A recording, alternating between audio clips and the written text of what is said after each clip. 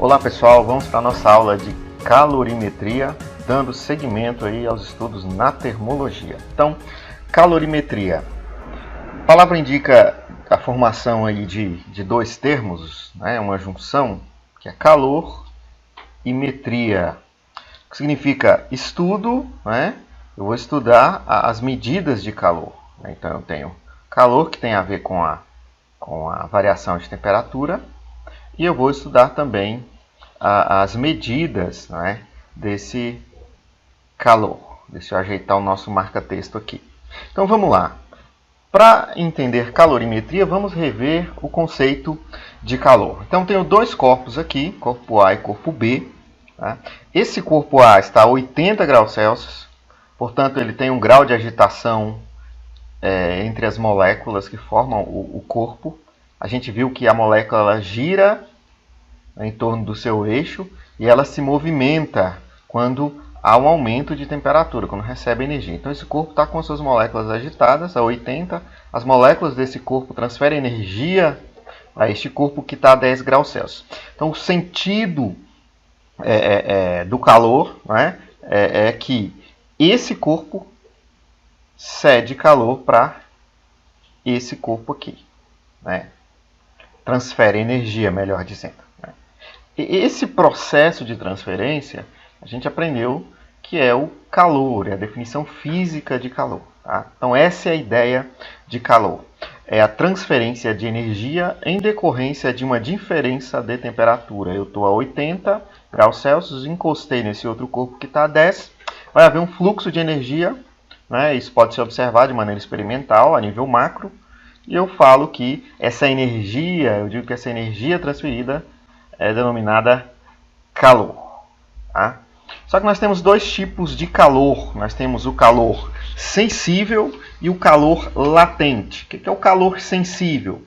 É o calor que eu forneço para um objeto, para um corpo, e ele altera a sua temperatura. Então imagine aqui, eu tenho uma água, né, uma quantidade qualquer. Então, eu estou no final da fusão, ou seja, ela deixa de ser gelo sólido, né, e passa a ser água líquida agora. Tá? Então, eu forneço calor para essa substância aqui. E, obviamente, se você aquecer a água, ela vai aumentar a temperatura até chegar à temperatura de ebulição a 100. Então, o calor que eu forneço para essa matéria, para essa quantidade de água, faz com que a temperatura aumente no decorrer do tempo. Isso é calor sensível. Agora veja o calor latente. O calor latente diz o seguinte, tá? Eu forneço calor para a matéria, só que o que acontece? A temperatura não altera. O que altera é só o estado físico. Algumas condições são bem específicas para a gente ter o calor latente. Então observe aqui. Eu tenho um bloco de gelo, tá? Ele está a menos 20 graus Celsius. É óbvio que se eu aquecer, ele vai a 0 graus Celsius. Né? Ele vai aumentar a sua temperatura. Tá. Quando chego aqui a 0 graus Celsius, eu tenho o início da fusão. Nós lembramos que na fusão, quando eu passo do sólido para o líquido, eu forneço calor para a substância, para a matéria. Só que como ela tem dois estados, ela está derretendo, no caso do gelo, essa matéria ela não altera essa temperatura. Nós aprendemos que a água, por exemplo, quando vai derreter, enquanto tem bloco de gelo misturado ali, a água continua a 0 graus Celsius. Então, se eu aqueço o gelo e ele vai derretendo, ele continua a 0 graus Celsius. Né? Aqueço e ele continua a 0 graus Celsius. Então, o calor latente ele altera o estado físico da substância, mas não altera a temperatura. Isso acontece principalmente nas mudanças de fase. Então, nós lembramos que na mudança de fase do sólido para o líquido, por exemplo, eu tenho uma temperatura constante. Eu posso fornecer calor para esse bloco de gelo e ele vai continuar a 0 graus Celsius. Vai alterar o quê? Vai alterar a constituição da matéria. Ela vai passar do estado sólido para o estado líquido com o decorrer do tempo. Só que a temperatura aumenta? Não, a temperatura não aumenta, ela continua a 0 graus Celsius. Isso vale para todas as substâncias puras, ferro, prata, ouro. Tá? Chega no ponto de fusão, a temperatura fica constante. Eu continuo fornecendo calor, mas a temperatura não aumenta, até que a última parte sólida desapareça, como no caso da água aqui. Né?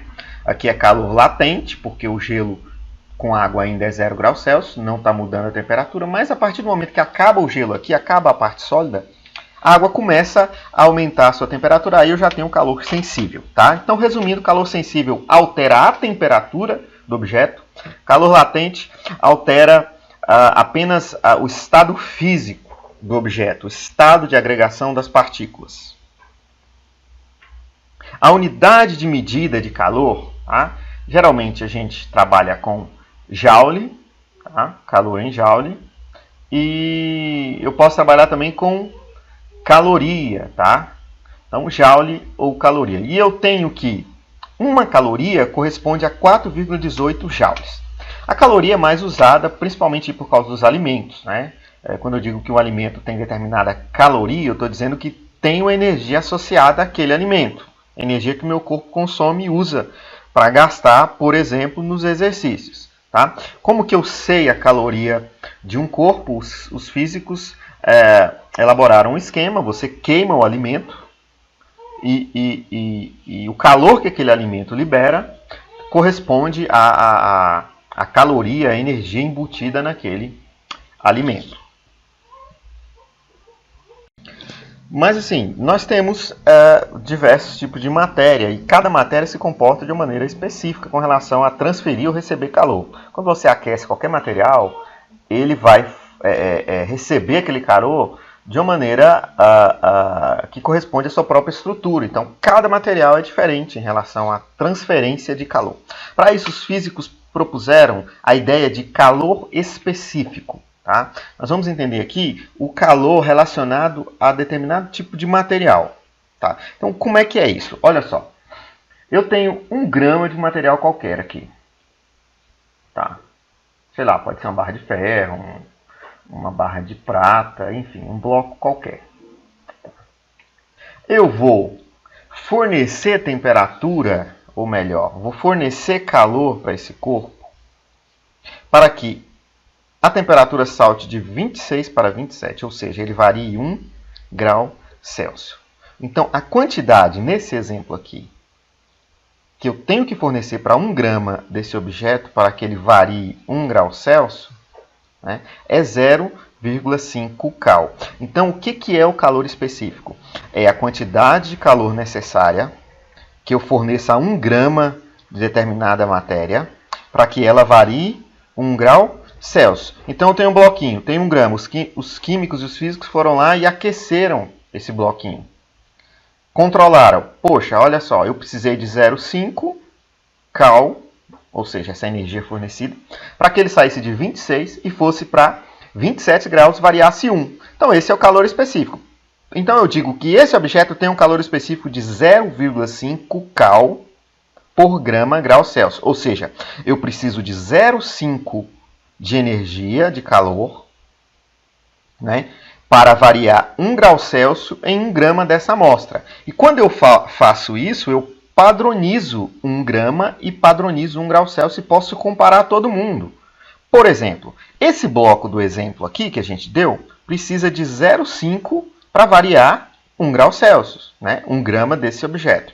Agora, olha essa tabelinha do lado. A água precisa de 1 cal para que 1 grama varie graus Celsius, né? 1 grama de gelo precisa de 0,5 cal para que varie 1 grau Celsius. 1 grama de alumínio precisa de 0,21 cal para que varie 1 grau Celsius e assim por diante. Veja, o ouro, 0,03 caloria para que varie 1 grau Celsius. Ou seja, o ouro tem uma facilidade muito grande de conduzir calor, né? de ser aquecido. Então, quando eu estipulo ou menciono e padronizo o calor específico aqui, eu tenho um controle de todas as matérias. Então, eu posso fazer uma tabela. Veja por que os físicos podem controlar isso. É porque eles padronizaram a massa, 1 grama, e padronizaram a temperatura, 1 grau Celsius. Então, quanto que eu preciso para variar 1 grau Celsius em 1 grama? Aí eu faço a tabela. Água, gelo, enfim. Então, esse é o meu calor específico, né? E aqui eu tenho um outro conceito, tá, em calorimetria, que é a quantidade de calor.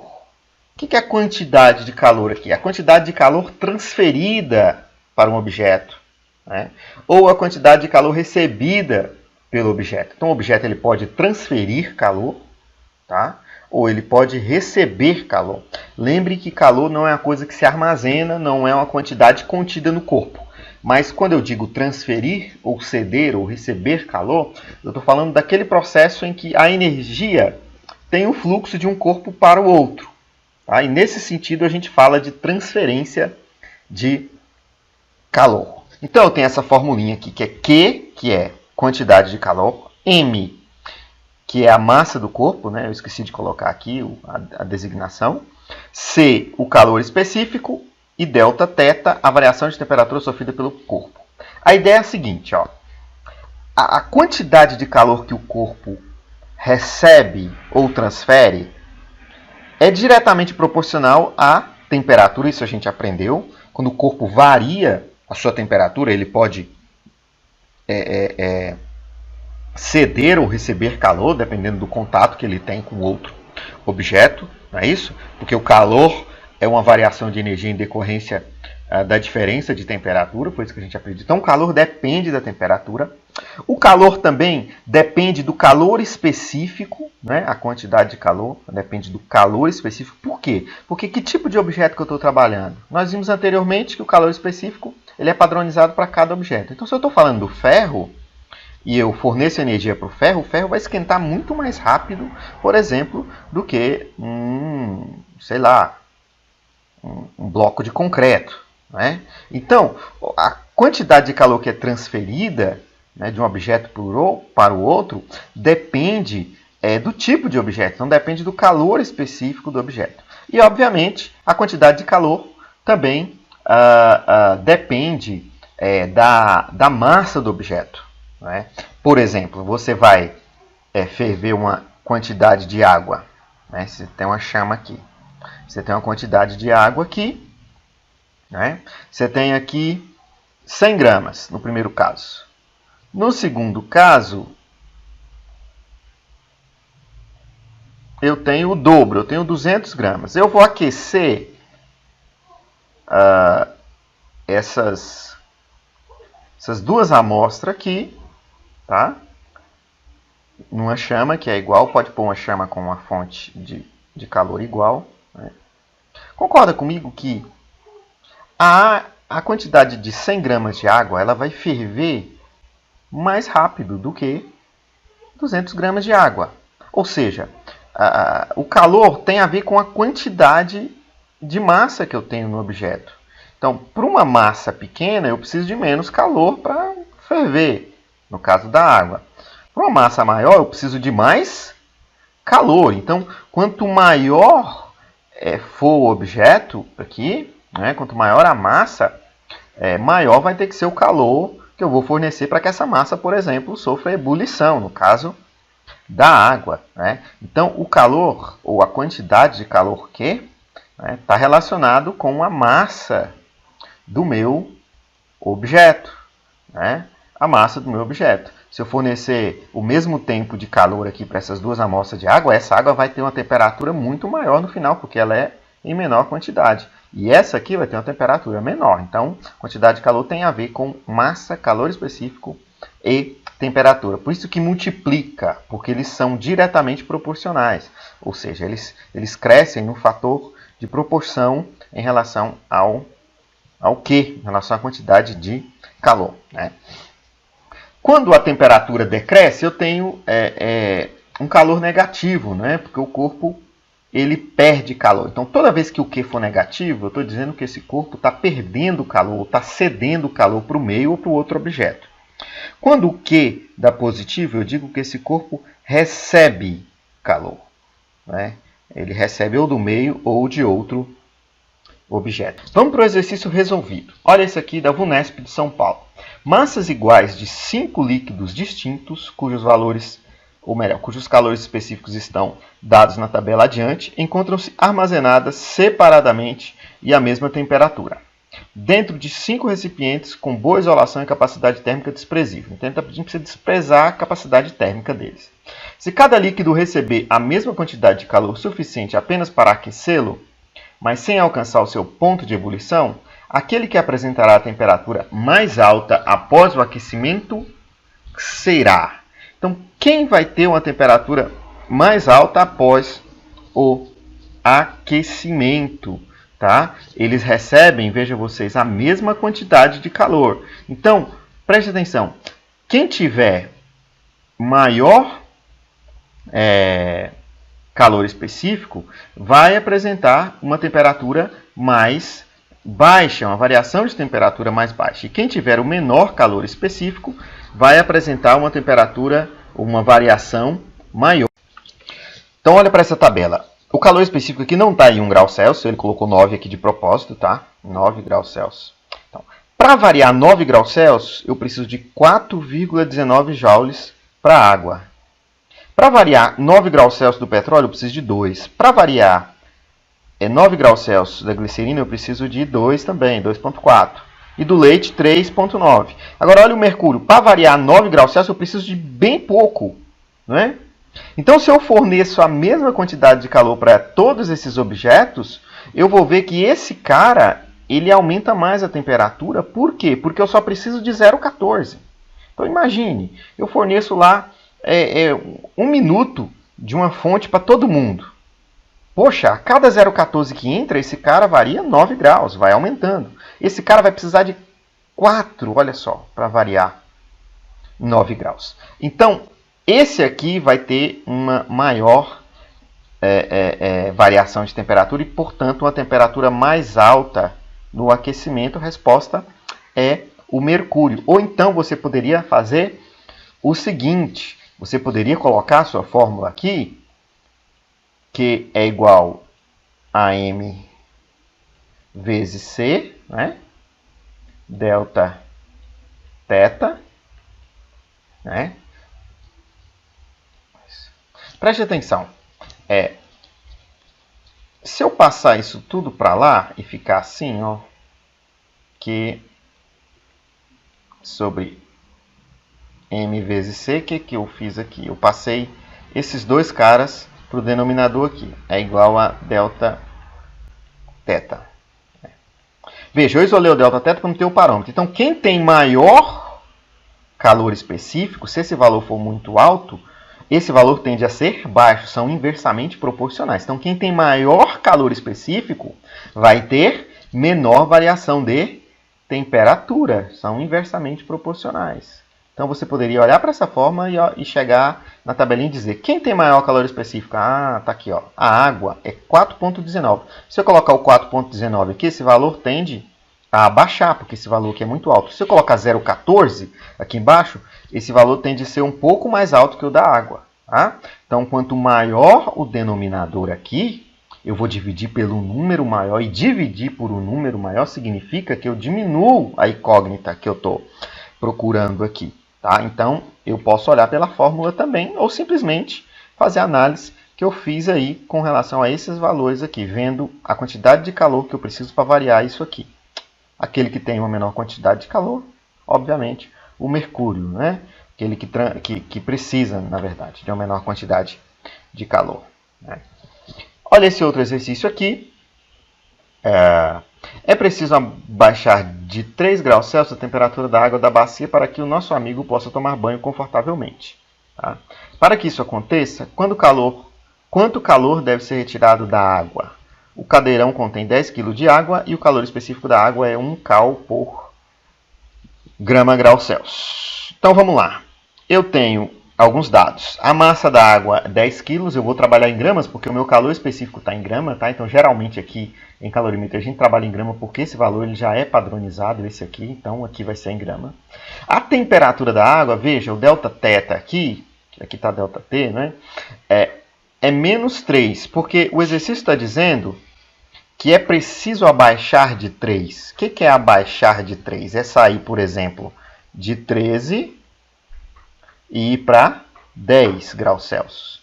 Veja, qual é o final? O final é 10. O inicial é 13. Então, 10 menos 13 dá 3 negativo. Por isso, quando eu digo que abaixar de 3, eu tenho a temperatura variando negativamente. Tá? Então, esses são os meus dados. Aqui eu tenho a equação, tranquilo. né? Vou substituir os valores. Qual é a massa da água? 10.000. Calor específico da água é 1. Variação de temperatura, menos 3. Faça essa multiplicação, dá esse valor aqui, menos 30.000 cal. Tá? Ou eu posso escrever também, né, que S aqui tá, é calor sensível, mas não precisa pôr esse S. Tá? Eu posso colocar em quilocal. Quilo significa 1.000, então 30.000 cal significa 30 quilocal. Assim como a gente faz para quilograma e tudo mais. Resposta, letra D. Ok? Aqui nós temos exercícios propostos. Tá? Use os exemplos para fazer esses exercícios aqui. E na nossa próxima aula nós teremos a correção. Hoje é sexta-feira, então vocês têm até a próxima sexta-feira para entregar e postar lá no grupo. Valeu, abraço pessoal!